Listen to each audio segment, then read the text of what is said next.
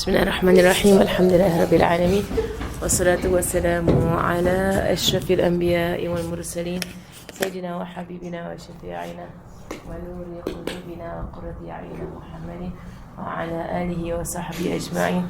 نوينا تعلم وتعليم وتذكر وتذكير والنفع والانتفاع والإفادة والاستفادة والحث على التمسك بكتاب الله وسنة رسوله صلى الله عليه وآله وصحبه وسلم، ودعاء إلى الهدى ودلالة على الخير ابتغاء وجه الله ومرضاته وقربه وثوابه سبحانه وتعالى، مع لطف وعافية برحمتك يا أرحم الراحمين. اللهم إنا نسألك علما لدني وبشرك صافيا هانيا وهاب يا غني. اللهم إنا نسألك علما لدني وبشرك صافيا هاني يا وهاب يا غني. اللهم إنا نسألك علم لدني ومشرب صافي الهني يا وهاب يا غني. وصلى الله على سيدنا محمد وعلى آله وصحبه وسلم. الحمد لله رب العالمين. يا حبابتي يا سيدتي يا فاطمة يا بنت رسول الله، صلاة الله وسلامه وأتم الأكمل عليك وبك وعليك وعلى زوجك وبك وعلى من والاكم لله. يا حبابتي يا سيدتي يا فاطمة يا بنت رسول الله، صلاة الله وسلامه وأتم الأكمل عليك وبك وعليك وعلى زوجك وعلى بنيك وعلى من والاكم لله. يا حبابتي يا سيدتي يا فاطمة يا بنت رسول الله، صلاة الله وسلامه الأتم الأكمل عليك وبك وعليك وعلى زوجك وعلى بنيك وعلى من والاكم لله، في كل لحظة أبدا عدد خلقه ورضا نفسه وزنة عرشه ومداد كلماته. الحمد لله الحمد لله الحمد لله الحمد لله. We're going to read our book on Udulul, inshallah. So from the book Udulul, on the story or the seerah of Zahra Fatima al-Batul radiallahu anha wardaha, by the Shaykh, the Habib Muhammad bin Hassan bin Alawi al-Haddad. May Allah subhanahu wa ta'ala benefit us by him and by his knowledge and reports to where he has said. Right, so we have finished from the في وصف حياتها اليومية, her daily life. We've gone to that part about her daily life, and now we are in في تكريم أبيها لها, which is basically in the section on her father's honoring of her, how Rasulullah would honor Sayyidah Fatima al-Zahra, and just in seeing how the righteous honor a particular person. And in fact, the righteous, it is from their beautiful akhlaq. They honor every person around them. But it is that, when they show extra attention towards a particular individual, then it is an indication for us that there is something special in that particular individual. MashaAllah. But generally, the righteous, we met them, they honor everybody. They do not distinguish or differentiate between those who are righteous and those who are unrighteous. Like, for example, in time of Rasulullah, there was a man, who was walking towards him, and he was still in Aisha. She was covered. There was a man who was walking towards him, and he says to Aisha, this person has a very terrible character about this person. Then he's not backbiting, but he is teaching something about akhlaq. So when the man came, Rasulullah dealt with the man in the most beautiful way. And he served the man, and he was gracious and everything. So when the man left, Sayyidina Aisha, she said that you said to me that he was a terrible person. Then when he came, you treated him, in such a beautiful manner. And he says, sallallahu alaihi wasallam, that when you treat a person, who has a bad character badly, then you will expose yourself to the evil of his character. But if you treat them well, then you have to protect yourself from the evil of his character. So this lesson point is a point. So, but people of righteousness, of righteousness, they only show what is good from themselves. And Imam Abu Hanifa, once he was sick, someone said to him that so and so is slandering you or backbiting you, and he just said good things about that person. Then when he was asked about it, he said that every person gives what they have. So he has bad character inside of him, so he's gonna give. I have good character in me, so I'm gonna give. So everyone gives what they have. So you don't. So if you're able to give bad character, which means you contain bad character. MashaAllah. If you're able to give only good character, then you only contain good character. MashaAllah. And may Allah subhanahu wa ta'ala help us with this. So it is the character of Rasulullah that he treats every person with his excellent character. Sallallahu alayhi wasallam, to the point everyone thinks that they are the most beloved person to him, sallallahu alayhi wasallam. But of course, we know who are the most beloved people to him, sallallahu alayhi wasallam, and they have extra, special treatment from Rasulullah sallallahu alayhi wasallam. And this is something that is in the nature of human beings, right? So, in the nature of human beings, that, in the hadith, Rasulullah said, al-arwah junudun mujannada. Al-arwah junudun mujannada. Right? Which means that souls, the nature of souls, right, is that they have inclinations. Souls have inclinations. So it could be that someone you just met, right, you feel so connected to that person, out of nowhere. You feel you just met that person. And it could be that someone you've known for 10, 20 years, you feel absolutely no comfort around that person. Right? And this is from the hadith, al-arwah junudun mujannada, meaning souls, they come together. Right? So there are groups of souls that come together, and there are groups of souls that do not come together. And it's something that is natural. Right? It's something very natural. Right? So when someone says, about biasness, how you define biasness? Right? Biasness is something that is physical on the outward. That would be biasness. But with regards to affection, affinity, inclination, love, it is something that is natural in a human being, that some human beings gain more love from others and from other human beings. It's natural. So it's not something that is a wrong trait. Right? So if, let's say, between friends, and certain people just have more affinity towards certain people, right? Just love someone more than other people, right? And it's just the way it is. It's just the way it is, right? And that is from the nature of the soul. The soul, and it is said that it is because of our gathering before we came into this world, where Allah subhanahu wa ta'ala gathered the souls, and the souls that were around you in this gathering, where Allah subhanahu wa ta'ala says to the souls, am I not your Lord? And the souls say, Bala, indeed, or indeed. And we are of those who bear witness. And so the souls that were around you in that gathering, these are the souls that you are most affectionate towards, because they were around you in that gathering. So when you come into this world and you meet souls, your souls meet souls that you have met before, in the other world where you declare Allah's oneness and Allah's Godship over you. So when you meet these people, there's a straight away that there's this affection or affinity with this person. MashaAllah. It's something very natural. And it's not wrong. It's not called biasness. It doesn't mean that there's a biasness about it, but it just means that there is a natural inclination about it. MashaAllah. But biases just means that there is a physical biases. You give them more, you give them more gifts, or you give them more, like as a teacher, giving them more marks, or being more lenient with them. That's called bias. And you're more strict on somebody else. So it shows in the interactions that become unfairness, injustice, right? But with regards to as a teacher, when I have students in the class, there are some students, that I will feel more comfortable with. And there are some students that I will feel, you treat them in a nice way, but there is no affinity with these people. MashaAllah, it's very natural in human being. And Rasulullah sallallahu alaihi wasallam, he demonstrated that. So whatever he demonstrated sallallahu alaihi wasallam is an indication to us that it is correct. So when he was asked by Sayyidina Amr ibn As, and Sayyidina Amr ibn As, because of the way of Rasulullah sallallahu alaihi wasallam, every person feels that they are the most special individual to the Prophet sallallahu alaihi wasallam. It is the greatest of his akhlaq. So Sayyidina Amr ibn As was, he felt that way. He felt he was the most special individual to Rasulullah because of his akhlaq. He's just like that. If you've met people like Zainab, Zainab al-Khatib, you will feel as if you're the most beloved person to her in the whole world. Then you see she does the exact same thing to everybody.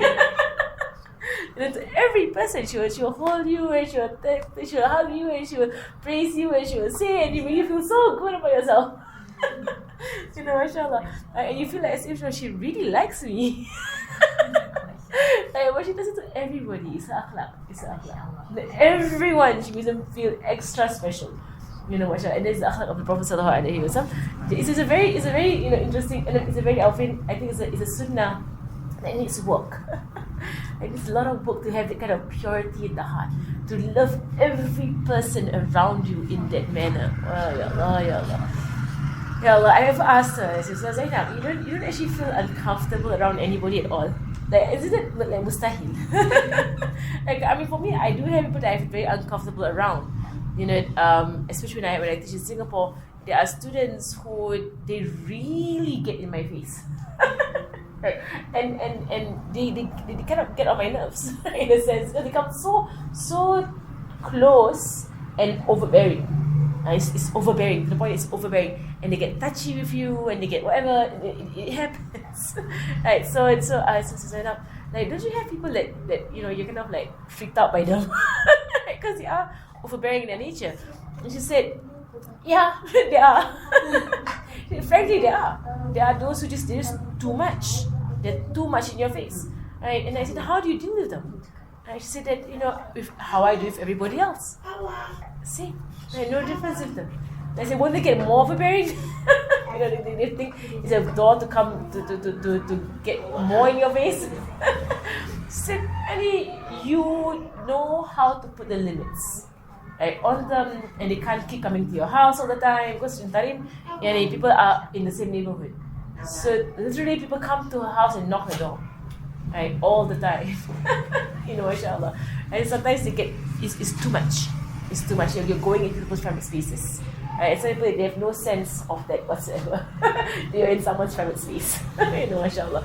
But Alhamdulillah, mashallah. Alhamdulillah. Are you okay? They want mango one. Oh, they want mango. They don't know how to cut it. Forgive me. Mashallah. And so Rasulullah sallallahu alaihi wasallam, and his nature is that way. So Sayyidina Amr bin al-As, he wants to ask Rasulullah sallallahu alaihi wasallam, Ya Rasulullah, who's the most beloved person to you? And at that point in time, Sayyidina Khadija passed away. So he said, Aisha. Aisha is the most beloved person to me. And then when the man said, no, I mean from amongst the men. Don't compare me to the woman. Amongst the men. And he said, Abuha, right, the father of Aisha. And here it shows clearly that he has an extra love for Sayyidina Abu Bakr. And this is something that cannot be denied. He has an extra love for Sayyidina Abu Bakr above all the companions. And of course, you look at it, you see Sayyidina Abu Bakr, he basically earned it. Right? I mean, of his service, his money that he put in, he's always there and always, mashallah, more than anybody else. So of course you see that this extra love he had is affiliated with Sayyidina Abu Bakr, mashallah, even to the point whereby it was so comfortable, right, that he would just purchase something, sallallahu alaihi wasallam, and say, put it on the account of Abu Bakr. That kind of comfort, whereby you love someone so much, you're so comfortable with that person that you could say to someone else, to the shopkeeper, okay, I'm going to buy this, but he's going to pay for it. Mashallah. And because the friendship is that close. I said, Abu Marhaban, and he pays for it, mashallah, with no issue whatsoever. The kind of friendship, we can just walk into the house and just take their stuff and just do what you want to do in your houses, and you guys go and have no issue if you're doing that. And he had to sit down, and that was something that was special. As you mentioned that, the Prophet ﷺ had people who were special to him. So amongst his daughters, Sayyidah Fatima al-Zahra was the most special, and it was obvious. Amongst his wives, of course, in the lifespan of Sayyidah Khadija, anha, there is no question whatsoever about who's the most beloved person to him in her lifetime. Even after her lifetime, she was still the most beloved person to him amongst his wives, sallallahu alaihi wasallam. But amongst the wives who were living, it was obvious to the companions, Sayyidina Aisha. Right? So this shows us that his love for Sayyidina Aisha was actually obvious. More. I feel than compared to the other wives, that he had more love for Sayyidina Aisha. To the point the companions, if they wanted to give him a gift, they would wait until he was in the days of Aisha. Because he goes around the house of his wife, right, to be fair. And they will wait until he's in Aisha's house. And in Aisha's house, then they'll give the gift. Because they know he's the most happy there. mashallah. To the point that the other wives were noticing it. Like, did no one, this is getting too obvious. Mashallah. And they began to complain to Rasulullah sallallahu alaihi wasallam. They tell the companions not to do this. Don't aim her days. Anyone's days. Right? Don't just aim one person. Right? And Rasulullah, if I remember, his reply was, it is something that is natural. Let people love. If they want to just aim her days, let them aim her days. You always have to handle it. Just be okay with it. Mashallah. But it is well known that he has a stronger affinity towards Sayyidina Aisha. Mashallah, as compared to his other wives. But in regards to fairness, he was just. Between his wives, they had the same number of days, the same amount of money, the same amount of food, everything was the same. It's just that something natural in the heart that cannot be controlled. So even amongst children, it is possible that, of course, a parent loves every child equally. You love all your children, right? But with regards to affinity, there's a difference there. Affinity and love. There's a love, for all the children. You love all of them, right? But each of them, they have their characters, and you have your character. Right? So it could be, as a human being, your character matches more with this child as opposed to that child. For example, the character can match or don't match. Right? So my mother has 7 children, right? And you can see that amongst all 7 of us, we have different characters. It's all 7 extremely different individuals. Mashallah. Right? She has her character, and my father has his character.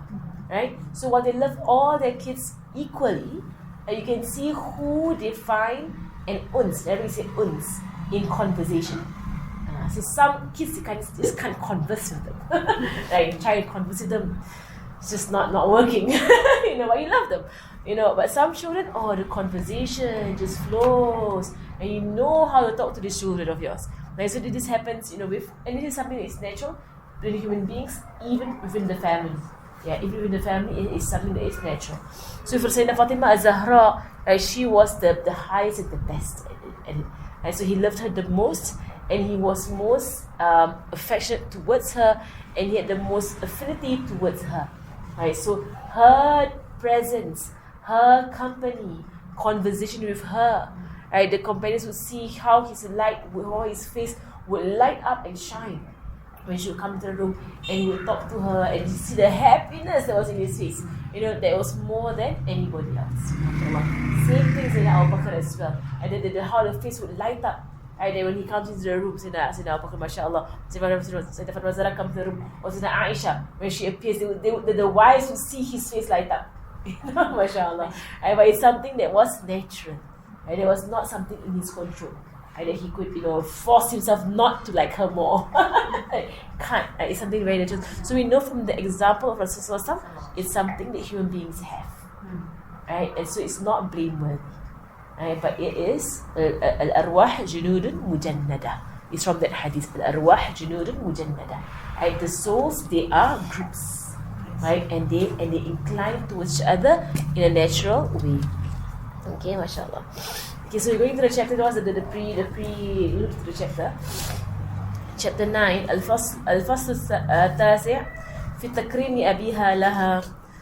وما زلنا مع صحفات ناصعة من سيرة هذه السيدة المتواضعة، فقد كانت تحظى بالتكريم من أبيها الكريم عليه أفضل الصلاة والتسليم. كانت إذا أقبلت إليه يقوم لها تكريما وتوقيرا ويقبلها محبة وتقديرا ويجلسها في مجلسه تأنيسا وتبشيرا. وكذلك كانت تفعل إذا جاء إليها محبة ووفاء بالحق الذي عليها. وكان يكنيها بأم أبيها إشادة بعطفها وتنويها. وإذا سافر كان آخر العهد بها يسلم عليها ويودعها وإذا عاد من السفر بدأ بالمسجد ثم بفاطمة وتلقاه فرحة باسمة.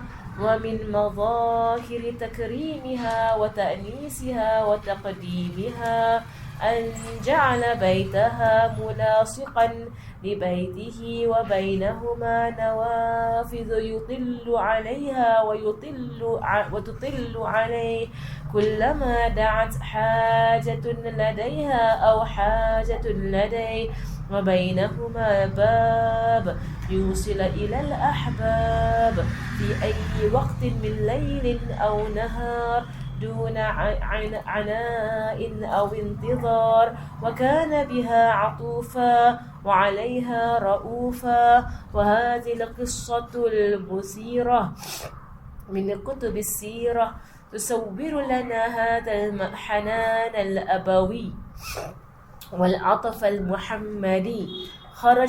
خرج الرسول من بيته وقت الحاجرة حيث امتنع عنه الهجوع من شدة الجوع، إلا أن جوعه اختياري لا اضطراري، فقصد أبا أيوب الأنصاري ففرح به وبمن معه أشد الفرح، وقدم لهم عزقا فيه تمر ورطبة وبلح، ثم قام ذبح، ثم جاء بالطعام طريا واللحم مطبوخا ومشويا. ولما أن جاء به إليه ووضعه بين يديه أخذ صلى الله عليه وسلم قطعة من اللحم ووضعها في رغيف، وطلع من المضيف أن يذهب إلى فاطمة بهذه القطعة على جناح السرعة قائلا عليه الصلاة والسلام: بادر بهذه القطعة إلى فاطمة فإنها لم تصب مثل هذا منذ أيام. وهكذا كان تخص ثمرة فؤاده بمزيد عطفه ووداده.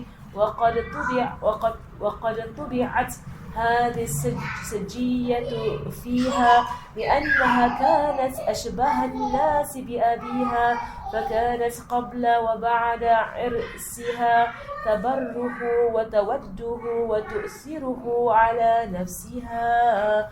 ومن هذا أن فاطمة رضي الله عنها ناولت الرسول الله صلى الله عليه وسلم كسرة خبز من شعير، فقال: ما هذا؟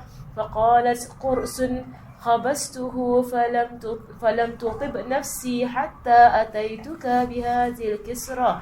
فقال لها صلى الله عليه وسلم: هذا أول طعام أكله أبوك منذ 3 أيام. وهكذا كانت لا يطيب لها أن تستأثر بطعام حتى ينال منه أبوها عليه الصلاة والسلام. رضي الله عن فاطمة الزهراء وارضاها، وصلى الله على سيدنا محمد وآله أزكى صلاة وأنماها. اللهم صل وسلم وبارك عليه وعلى آله. ما شاء الله. So this chapter, we are speaking about the love of Rasulullah SAW for his son Fatimah Zahra and her love for him sallallahu alaihi wasallam. And so we are still in the seerah, as he begins, and so we are still in these beautiful pages of the seerah of Sayyidah Fatima Az-Zahra.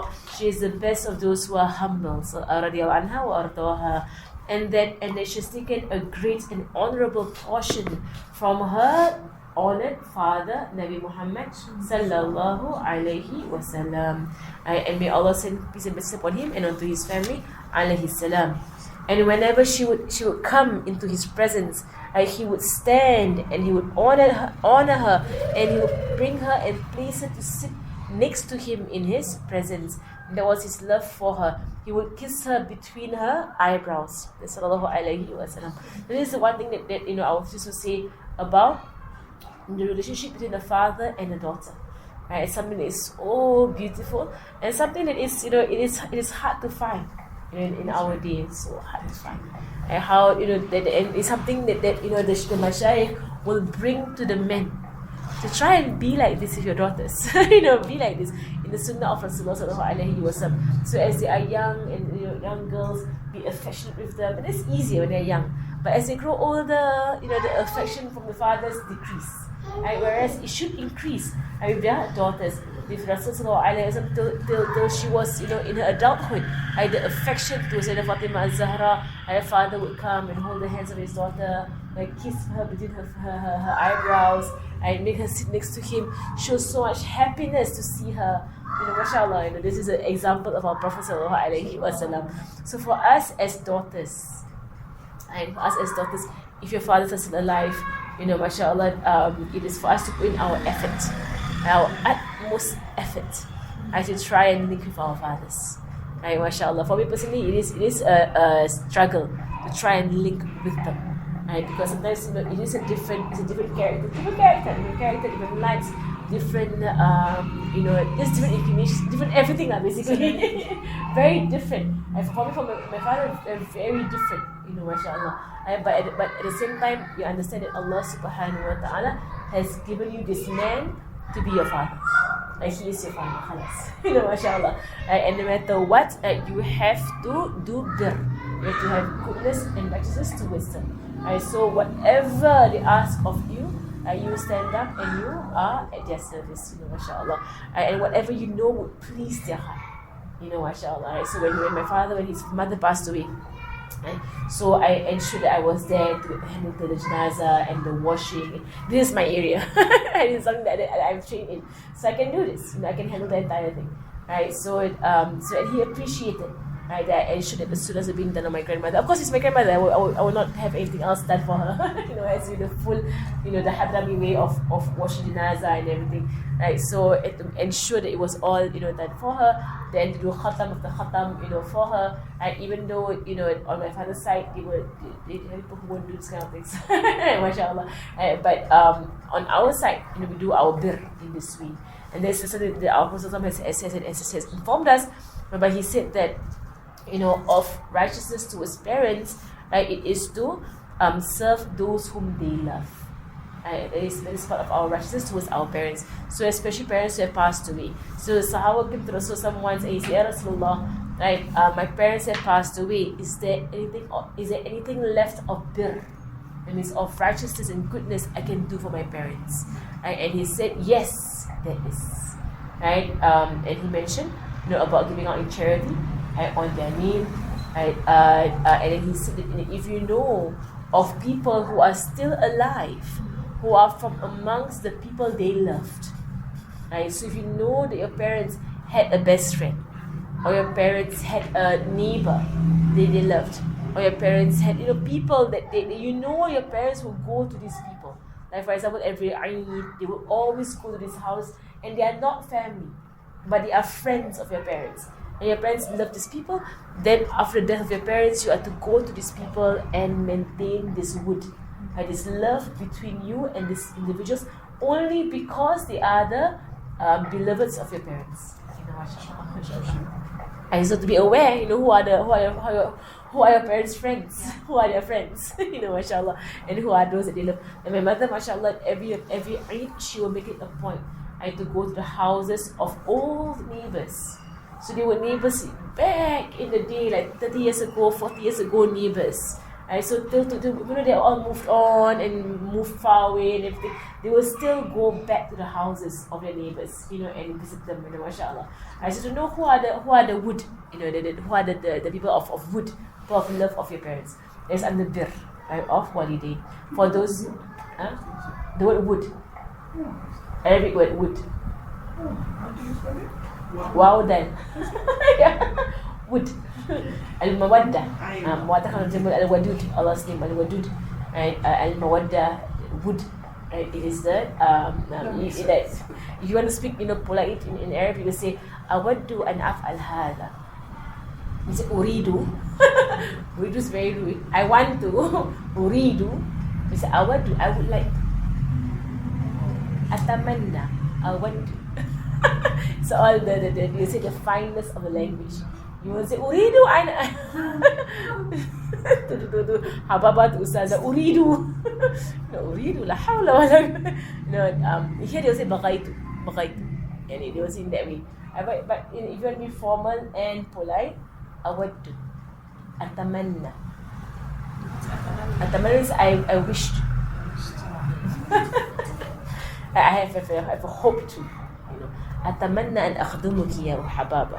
And I wish to serve you. أريد أن أخدمك. I want to serve you. أود أن أخدمك. And I would love to serve you. And على رأسي وعين. بغيت. يعني بغيت. And بغيت also can be taken as a bit harsh in a way. It can be harsh. يعني أبغي. بغيت شيئا أنا بغيت شيء ثاني بغيت شيء ثاني do you want something else no and these are all that you say delicate language mashallah. So sometimes especially when you meet someone who is new to a language, right, always understand that manners in a language comes with experience. So those who just learn a language, they might sound very rude in the way they speak without realizing, because they just learned it. So the Hababas, they're very gracious, mashallah. Right? I know one of the Habaib, he speaks in English, right? And his English, it sounds rude, right? But you know that it's not their first language. So they think these are the words to use, right? But from an English speaker point of view, that's actually quite rude. Right? But you need to give them the benefit of the doubt because they are beginners to a language. So they give us a lot of benefit of the doubt. Is that you all are beginners to the language, you don't know the delicacies of the language. Inshallah, how do you say things? To people. Anyway, the word would is from the awaddu. From the Quran, the word al-kitab in the ayat in Surah Baqarah, right?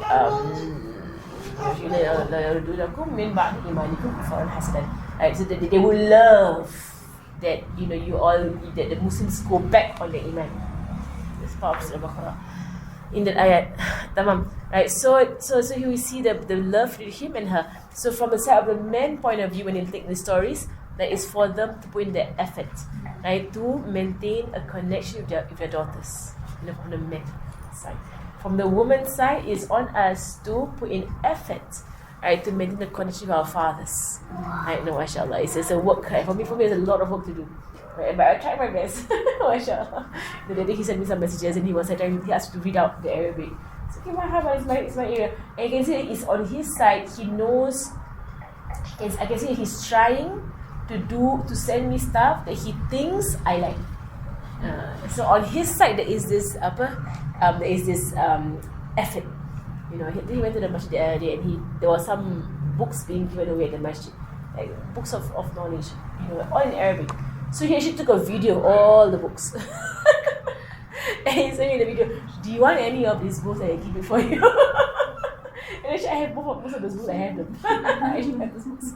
Right, but I was like, can I respond that way, can you take them and I'll look through them like I'll get back to Singapore and see what books you brought home.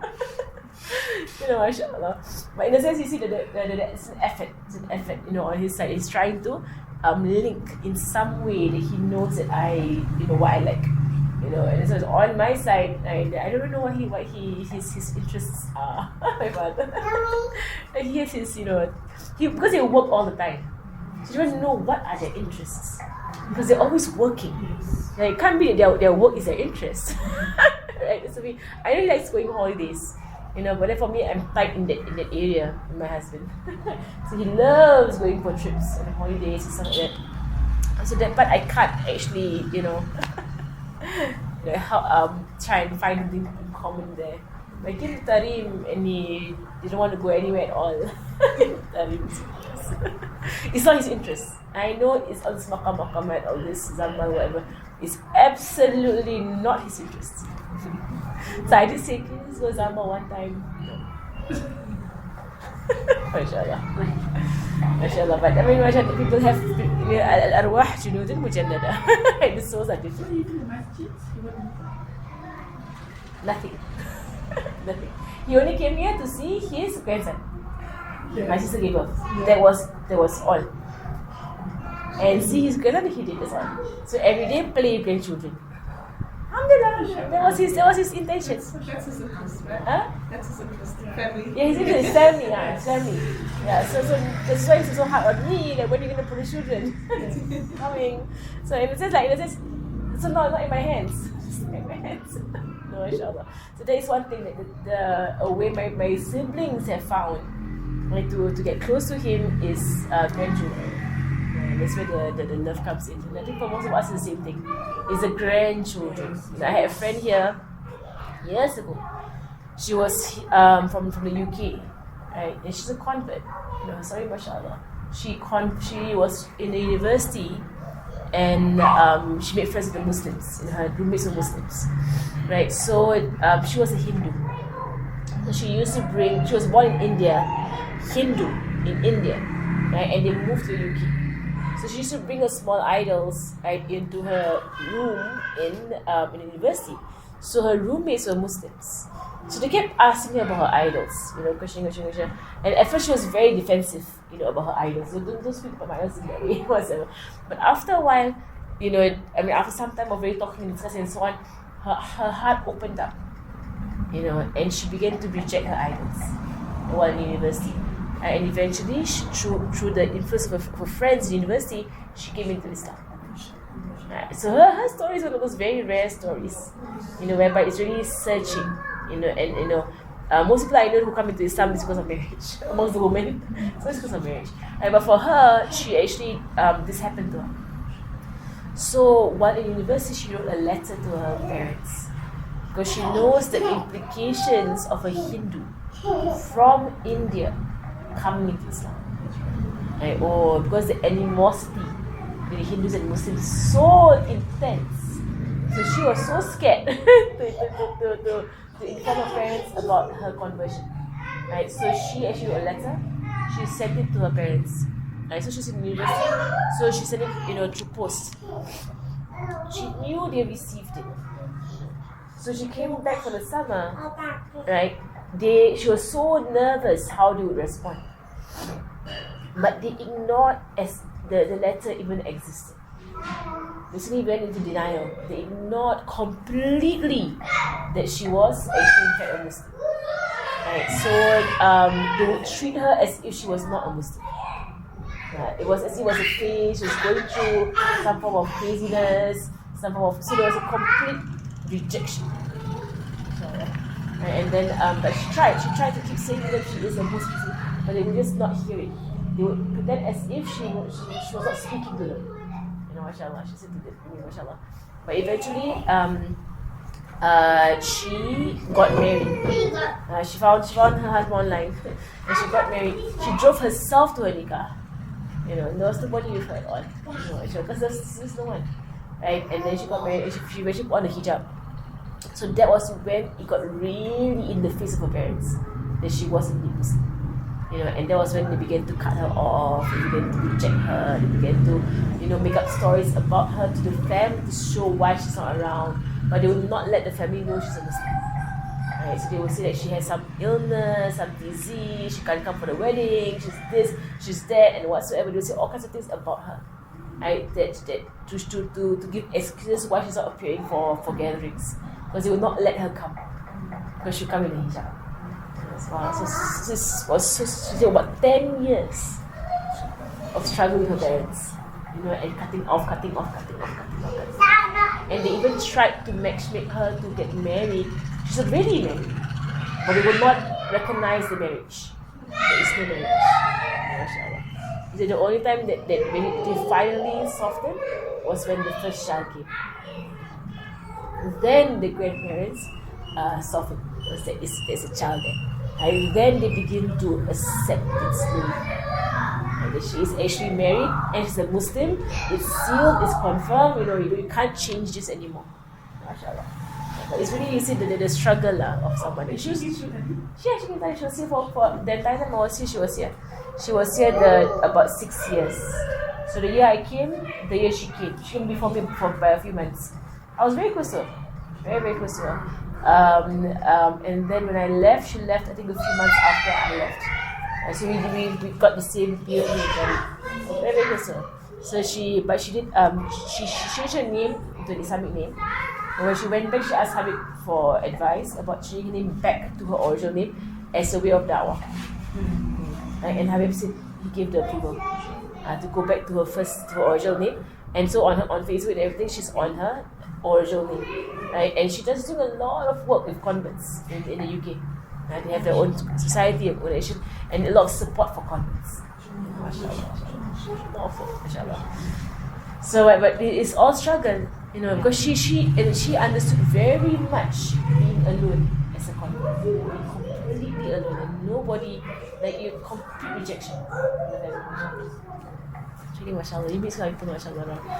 Alhamdulillah. So anyway, that is saying about how the birr and the goodness of the parent and child. So even when he would get up and honor her when she would come into his presence, and she would get up and honor him, sallallahu alaihi wasallam, when he came into her presence, right? And showing the love between them. Before he would travel, she would be the last one that he would go and see, and she is called Ummu Abiha, the mother of her father. So as how a son behaves, that when he goes and travels, the last person he should see is his mother. I visit her and then go off and travel. All the habaib, they are like that. Habib Zahra was alive, years ago. And Habib Omar, mashallah, he would go to Habib Zahra. So regularly, mashallah. Before he would travel, Habib Zahra. Come back, Habib Zahra. Every Monday, Habib Zahra. This is why the Buddha's on Mondays, because Mondays is his day, Habib Zahra. So no matter how busy as a da'i he is, his mother has her time, and whenever she calls him, he's there. Everything is dropped, he's there in front of her. MashaAllah. They're on their, they call their mother. Sure, they're there. Habib Qadim, MashaAllah, you should see Habib Qadim with his mother. MashaAllah, Khadija. Habib Khadija, she has a phone next to her bed. And that phone, anyone can call that phone, MashaAllah. But it's this Habib Qadim, MashaAllah. So it's where they get their secrets from. It's because of their dotingness on their mother. They dote on her every moment, MashaAllah. Right, so, mashallah. So that's how a son does. Before he leaves the town, he goes to the mother. And he sits by the mother and he bids farewell to the mother and he goes off. When he comes back, the first person he should see is the mother. Right, so Rasulullah, before he leaves, the last one to see is Fatima Zahra, as if in the position of the mother. Right, and when he comes back, the first thing is the masjid and then Fatima. Right, and not his wives. The wives are all around, mashallah. Can you imagine that when they go to Nabi Allah, when they come back, they go see their daughter first. Mashallah. You got the wife that's like by the side. Mashallah. Right, there was what he used to do, sallallahu alayhi wa sallam. He'd go for a battle, a ghazwa for months, and he'd come back, the first person he would go and see, Fatima. So the Fatima Zahra. Right, then his wives, whoever is around, mashallah. Mashallah. And there's a story here, about Sayyidah Fatima. I think there's a thing, it's mentioned here about the houses. The houses are stuck, right, with one window in between. And so he would go past the window and he would say, "Oh, family of the Prophet, wake up!" Right, early in the morning during tahajjud. He would go by the window, "Oh, family of the Prophet, wake up, wake up!" Right, and he would wake them up. And for tahajjud, "Oh, Fatima, oh Ali, wake up, wake up!" And he would get them up for tahajjud. And whenever she wanted to, at any point in the night and the day, when she wanted him to speak to her, she could go to him and him to her. He was a very close connection and relationship. MashaAllah. And here he mentioned a story, right? He mentioned a story here, but there was once Rasulullah left his house in the heat of the day, right? And he was walking to Sayyidina Abu Bakr radiallahu anhu, and he asked Sayyidina Abu Bakr, "Ya Abu Bakr, what has caused you to leave the house in the heat of the day?" And now we're coming to the summer of Tarim, right? And Tarim summer is very hot. I can feel it is very hot, right? The cool breezes are gone. There's no more coldness. There's no more cold in the morning air anymore. Every morning I open my window to breathe the morning air. Now it's not cold anymore. It's really hot. It's getting hotter and hotter. They didn't even wear to Zanman. A little bit coolness still there. It's going to get hot very soon.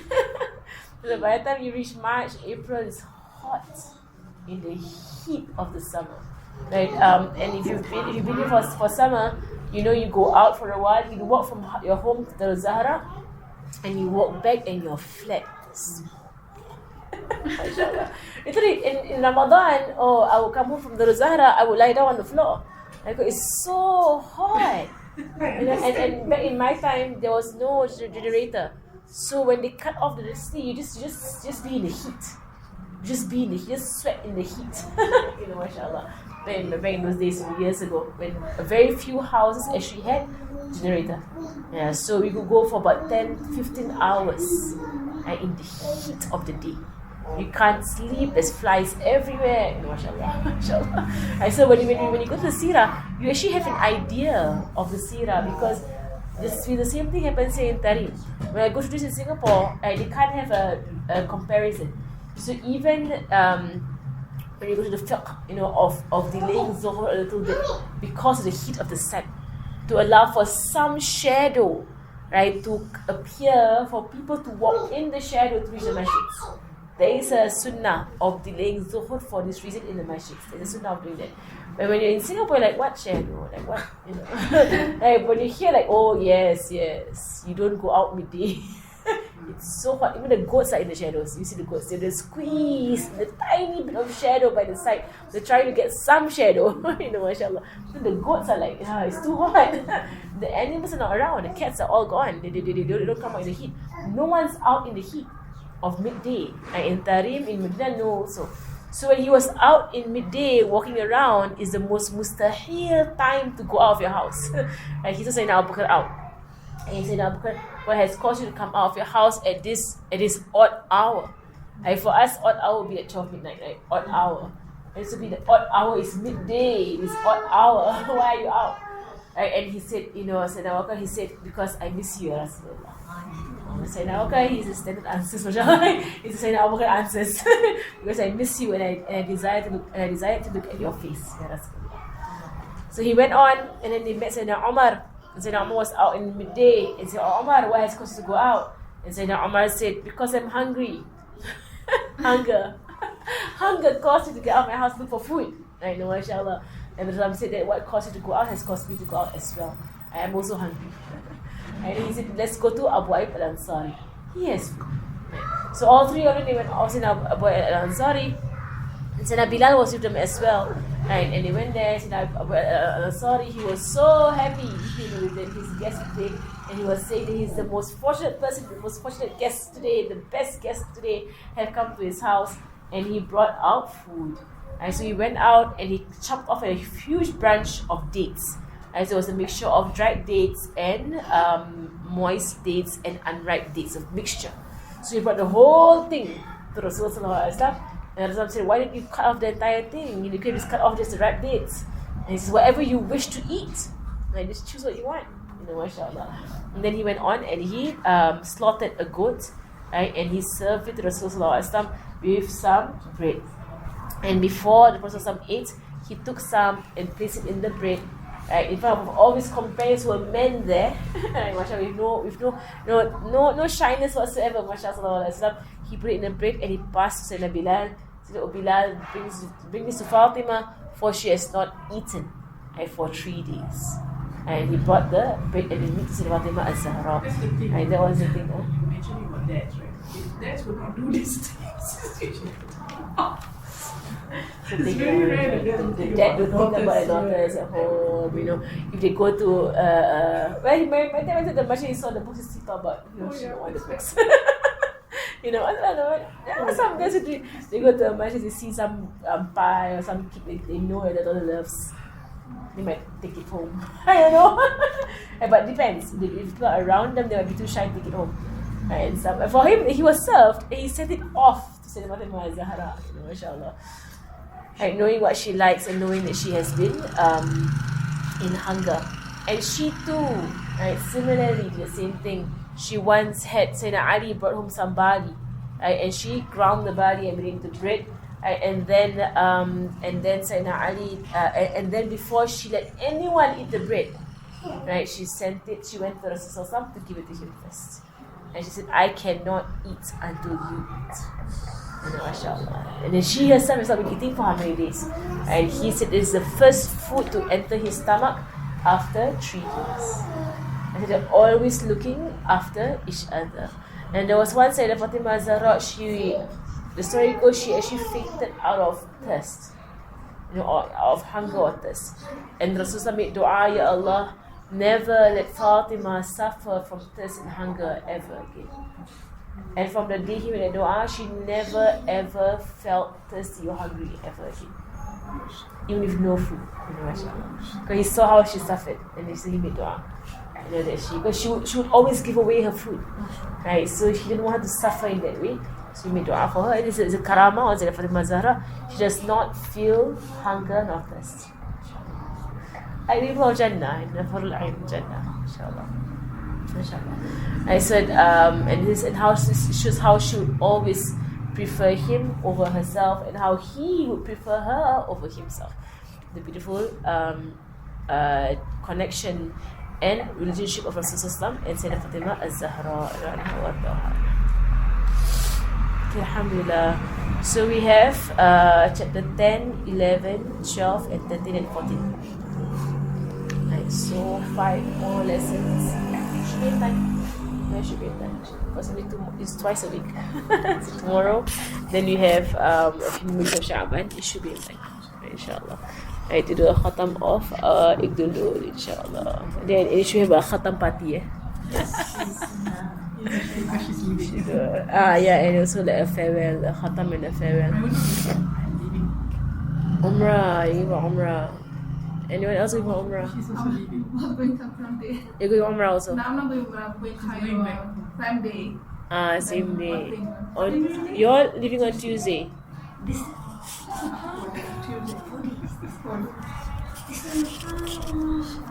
Mashallah. How long is